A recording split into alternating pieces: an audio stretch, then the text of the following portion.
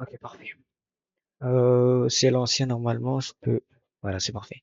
Du coup, dans cette deuxième vidéo, pour être honnête avec vous, la première vidéo, c'était même pas censé être publié. Normalement, c'est des choses que je mets en non répertorié ou en privé. La plupart du temps, c'est en privé, mais bref, je l'ai publié.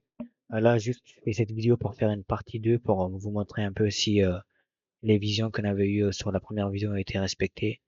On avait fait des analyses et on va voir du coup si ces analyses euh, ont été bien respectées. Du coup, sur le DXY, on était, on va essayer de voir ça déjà, on était par là.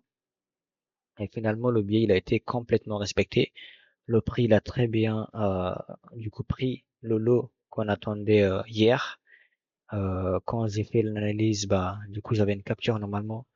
Bref, je vais pas faire de montage, je verrai pas du coup l'avoir après. Mais on était par là, ok, on était par là, et j'attendais que le prix revienne chercher cette liquidité. Et le prix, il a très bien respecté ça, et je suis content, parfait. Il n'y avait pas que ça, on avait regardé aussi, si je me trompe pas, Bitcoin. Et je pense que cette position se passe un peu moins bien. On va essayer de voir ça. Alors, qu'est-ce qui s'est passé?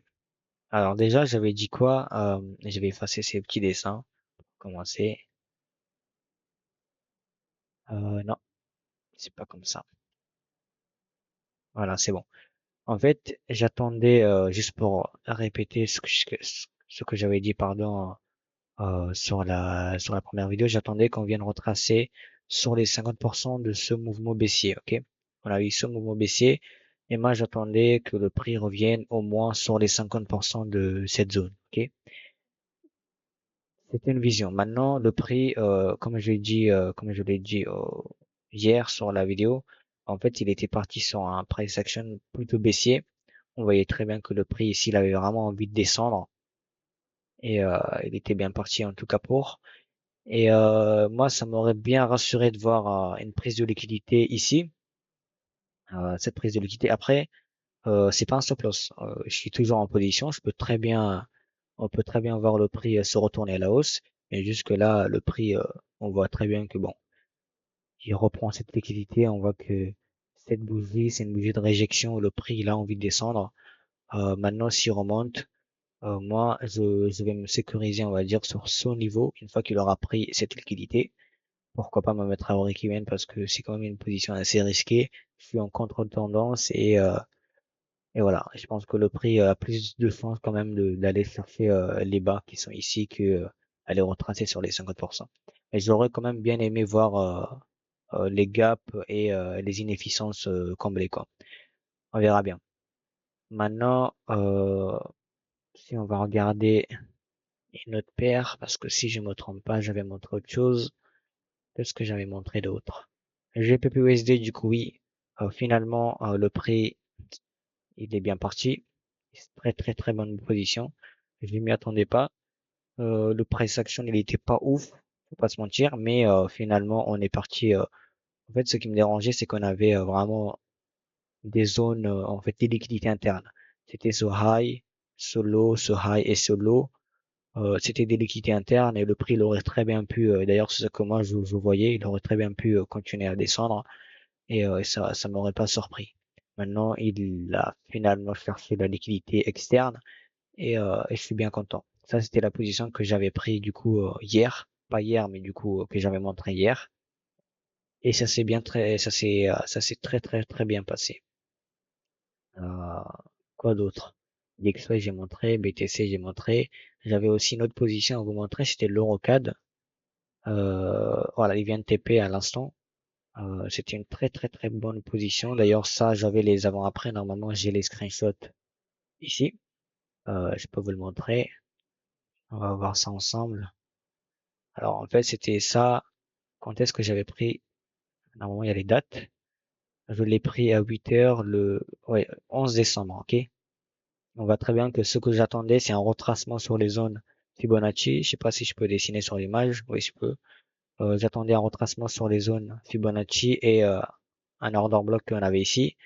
Et tout ce gap qu'on avait, du coup, comme je l'ai dit sur la précédente vidéo, le gap pour moi, ça va être EVG. On avait pas mal de gaps à venir combler ici et des zones d'inefficience à venir combler aussi. Du coup, j'attendais que le prix vraiment il revienne dans ces zones pour ensuite repartir.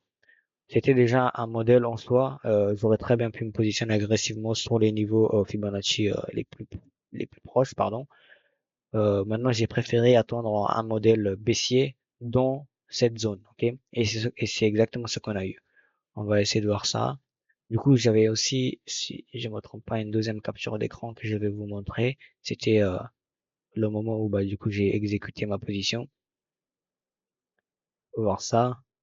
Ici, bah, qu'est-ce qu'on a eu? Le prix finalement, il a réussi à retracer dans les niveaux d'inefficience que j'ai tracé en orange. On était à peu près, bon, on était sur les 50% de Fibonacci, on était très proche du 0,618. Ok. Pour moi, c'était suffisant. Pourquoi? Parce qu'on commençait à avoir une structure bearish qui se dessinait, quoi. On avait des lots qui venaient d'être cassés ici et là. Et je voyais en fait après cette action plutôt baisser, je me suis dit pourquoi pas un plus. On a commencé à avoir en fait un modèle baissier et je me suis positionné en vrai c'était même pas agressif, je me suis bien positionné sur un niveau Fibonacci, cette zone, plus un order block qu'on avait par là. Alors ça c'était la position. Maintenant comme vous l'avez pu voir au début, bah, ça a TP. Je vais juste voilà, je vais juste enlever ces deux images, il me sert plus à rien. Voilà, ici du coup on voit très bien que le prix il a respecté ma vision.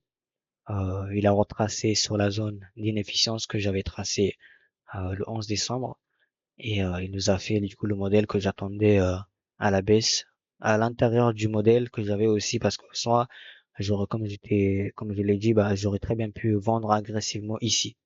J'aurais très bien pu le vendre ici, mais j'ai préféré avoir une confirmation en plus et avoir un autre petit modèle à l'intérieur du gros modèle. Voilà, ça c'était un peu si je peux faire un petit dessin, ça c'est ce qu'on avait. Hop, c'est exactement ce qu'on avait ici. Et du coup, moi, je suis rentré là et j'aurais très bien pu rentrer ici. Voilà, ça, c'était les deux opportunités qu'il y avait à prendre. J'enlève. Hop. Maintenant, c'est quoi ma vision? On va essayer de voir quelques paires. Si je peux vous montrer un peu quelques trades que j'attends. Pour le moment, comme je l'ai dit, c'est la fin de l'année, les deux dernières semaines de décembre. Pas beaucoup de volume sur les marchés. Ça sert à rien de trader. Franchement, c'est pas la plupart des positions que je vais prendre à partir de maintenant. C'est pas des positions que je vais exécuter sur mes comptes, mais plutôt pour le fun, histoire de rester quand même sur les marchés et continuer à trader. Et du coup, qu'est-ce qu'on peut voir ici? Il y avait rien. Si je me trompe pas, il y avait une position que j'étais en train de surveiller.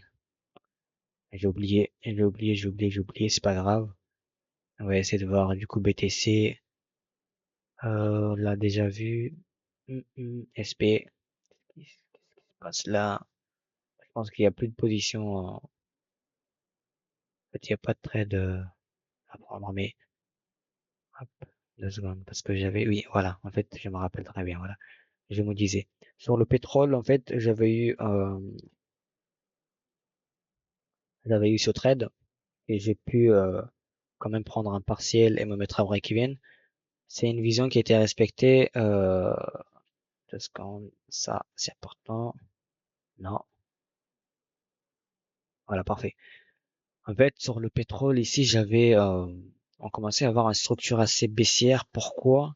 Parce qu'en fait, ici, on avait une trendline, ok? On avait plusieurs touches. On avait une touche, deux touches, trois et quatre. Et à la cinquième, du coup, on a eu un fort mouvement à la baisse qui a cassé justement cette trendline.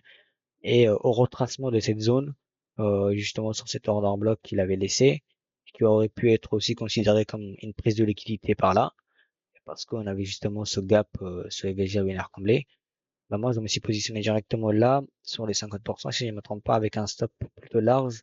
Et j'avais un premier TP qui était sur cette liquidité et mon deuxième TP qui était sur la liquidité externe qui correspond du coup à la jambe de la trendline. Finalement, le prix, il vient toucher mon TP1, il me break even, il touche mon break even, pardon, et il fait sa vie. Et je m'y attendais pas. Franchement, on était très bien parti pour continuer à la baisse. Maintenant, le prix retrace. C'est pas un problème. Je verrai bien un retracement quand même. J'ai son niveau quand même. Attends, je vais vous montrer ça.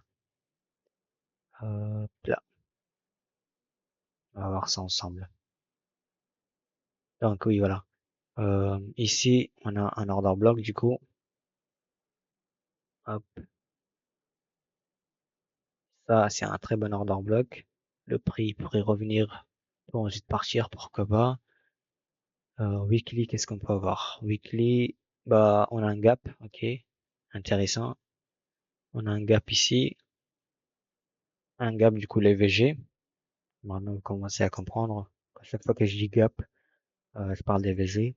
Et quand il y a des gaps, bah c'est des gaps, tout simplement. Ici par exemple, c'est un gap. Hop.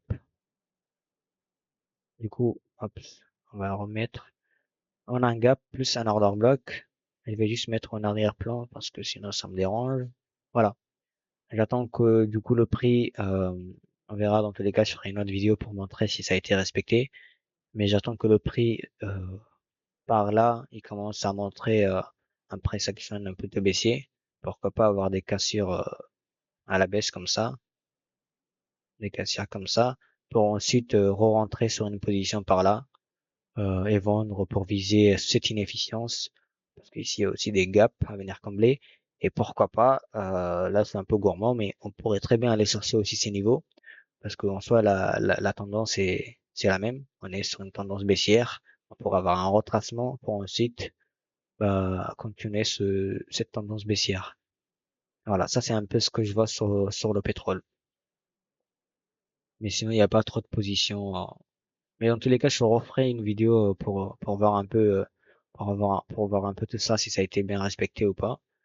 Et voilà, là j'ai fait cette petite vidéo parce que j'avais envie de rec un peu, de voir un peu ce que ça donne. Et comme je l'ai dit sur la précédente vidéo, je fais ça uniquement pour moi, pour m'améliorer, à expliquer et voilà. En tout cas, je suis content. La vision sur DXY, elle a été bien respectée. SP500, on verra bien comment. Non, SP500, non, j'avais pas pris de trade, mais le, le Bitcoin, on verra bien comment ça se passe. Eurocad, on a pu TP et GBPUSD, on a pu TP. Maintenant, on verra bien si cette vision sur le pétrole, elle est respectée ou pas. Et je ferai une vidéo de la semaine ou semaine prochaine ou ce week-end, quoi. On verra bien. Et je vous tiens au courant pour la prochaine vidéo.